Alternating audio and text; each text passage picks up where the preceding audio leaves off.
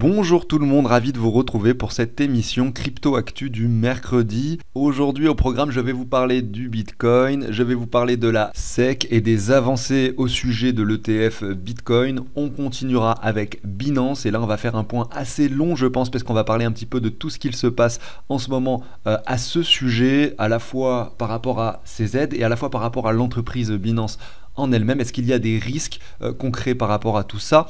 Et on terminera avec des actualités altcoin, notamment Thorchain et puis d'autres dont on discutera. Je vous passe la très courte introduction. Pensez à vous abonner, à liker si le contenu vous plaît. Je vous dis à tout de suite.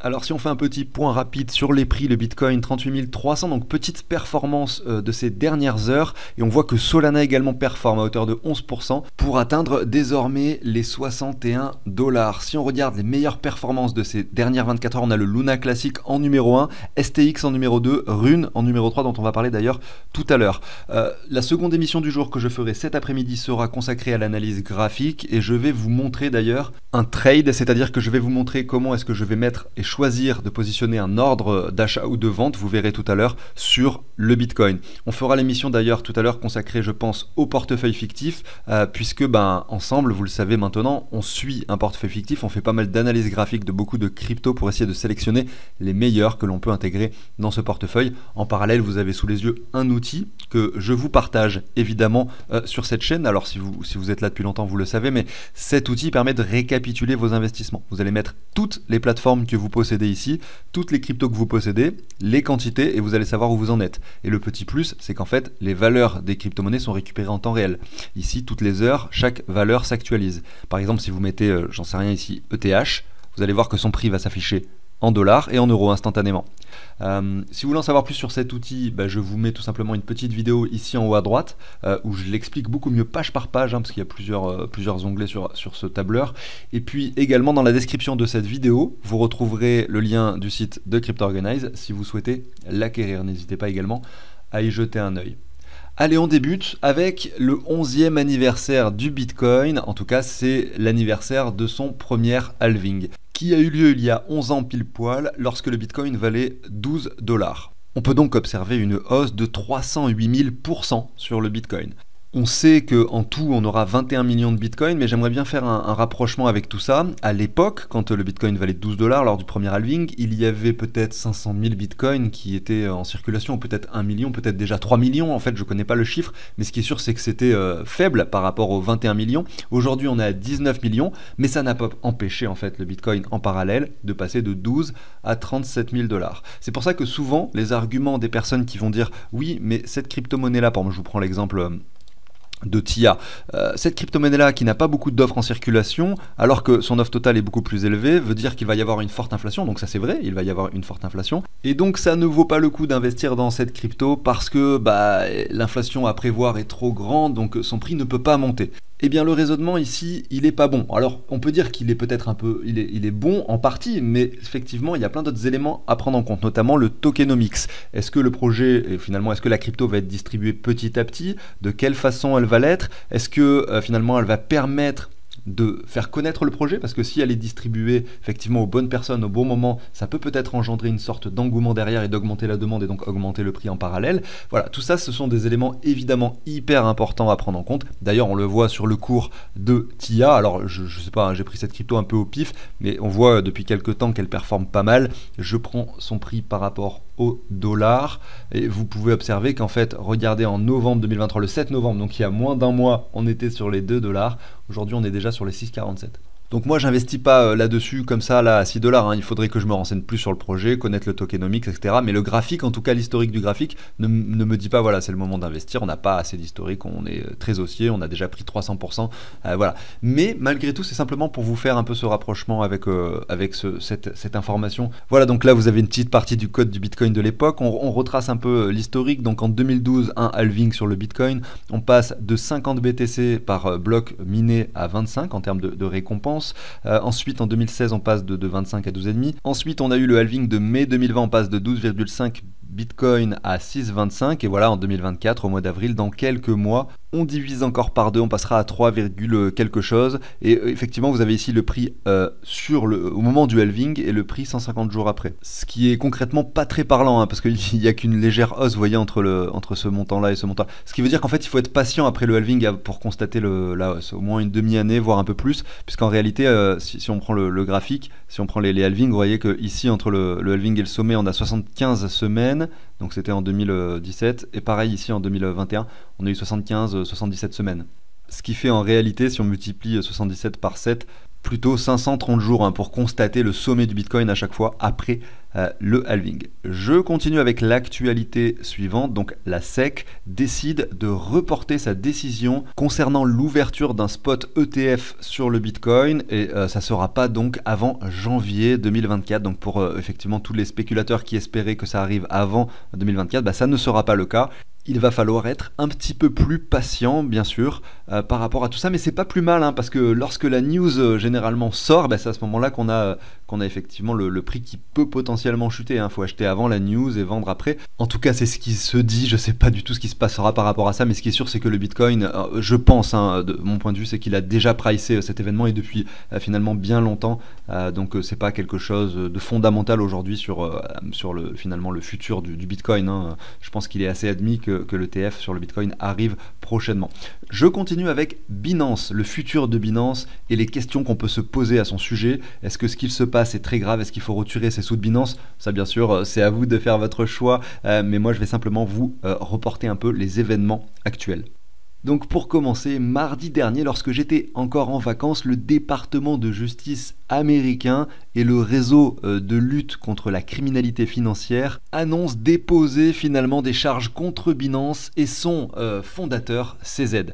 Accusé d'avoir violé les lois américaines en termes de blanchiment d'argent, notamment à travers de certains clients qui seraient entre guillemets VIP, hein, au sein de Binance US et qui du coup établiraient certaines transactions à hauteur de plusieurs millions de dollars tout simplement, de façon complètement illégale, peut-être sans avoir vérifié l'identité, sans avoir à payer de taxes à l'État américain. Et ça derrière, Binance, eux, ils se font de l'argent sur effectivement les frais de transaction, les volumes de transaction, et ça représente des revenus assez conséquents en fait sur ces dernières années pour finalement Binance. Donc c'est ça un peu la problématique, et l'État américain il se dit mais il y a des transactions énormes depuis les États-Unis, on ne sait pas vraiment qui les fait ces transactions, et puis en plus de ça les taxes ne reviennent pas à l'État américain alors que normalement il y a des taxes probablement sur ce genre de transactions. Donc voilà, et il a donc été évoqué une amende auprès de Binance de 4,3 milliards de dollars, sauf que ça va être finalement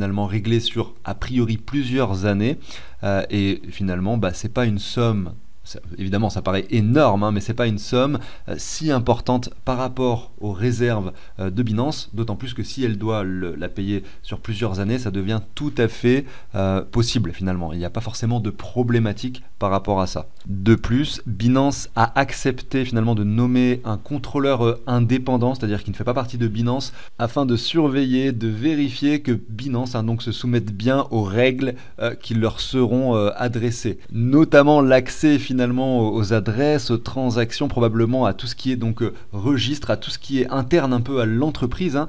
Donc c'est assez délicat et c'est peut-être plutôt ça le point sensible en fait qui pourrait créer une sorte d'exode par rapport à Binance. Malgré tout, il est précisé plus bas que finalement son volume de trading sur 24 heures n'a pas beaucoup été modifié, même s'il y a eu près d'1 milliard de dollars qui sont sortis de Binance après cette nouvelle. Je vais vous montrer en parallèle rapidement avant de continuer avec CZ, mais ça va être rapide par rapport à CZ. Si on regarde la liste des différentes plateformes d'échange, on a toujours Binance qui est numéro 1, d'ailleurs avec Binance US un peu plus bas en numéro 10, et Binance enregistre quand même 10 milliards de transactions, de volume de transactions sur ces dernières 24 heures, avec un nombre de visiteurs mensuels de 50 millions, alors qu'effectivement ça fait déjà plus d'un mois qu'on parle de Binance. On est toujours sur une plateforme qui domine incontestablement le marché finalement des plateformes d'échange centralisées malgré les actualités finalement en cours.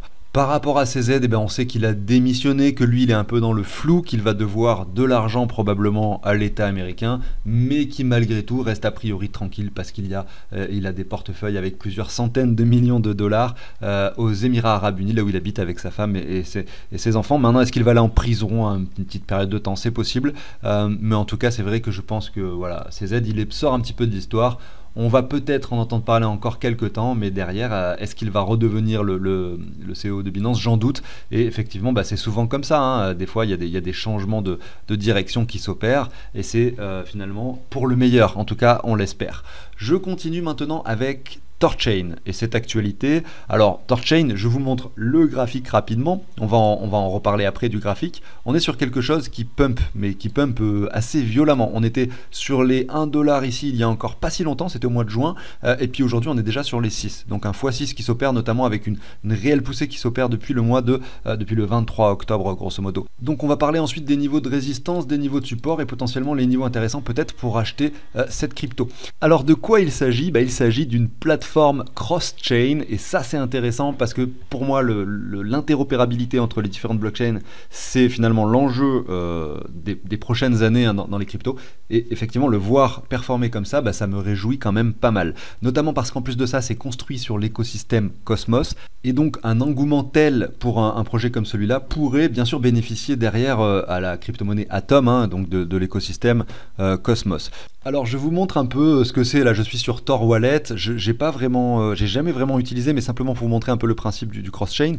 Vous avez ici le Bitcoin, alors on va dire que vous allez changer du Bitcoin et vous pouvez l'échanger contre directement du AVA sur BEP20, c'est-à-dire sur la blockchain de Binance. Ou alors vous pouvez échanger, regardez, tout simplement du Bitcoin par du AVAX, donc vraiment passer d'une blockchain à une autre, parce que là on est sur deux blockchains différentes. On n'est pas sur les tokens du réseau d'Ether, les tokens du réseau Binance, etc. etc.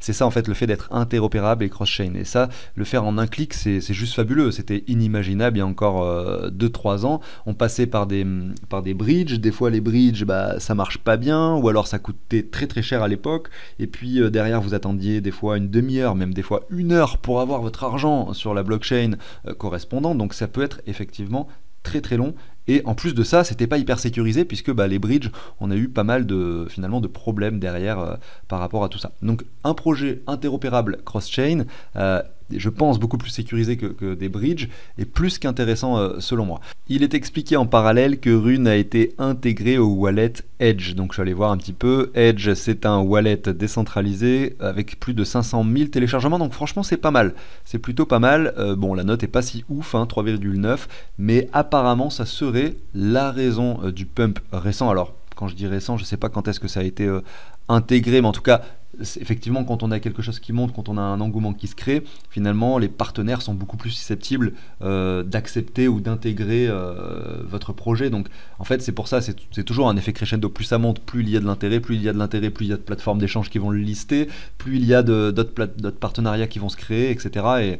Et généralement c'est comme ça que ça part assez vite. On retourne voir un petit peu le graphique.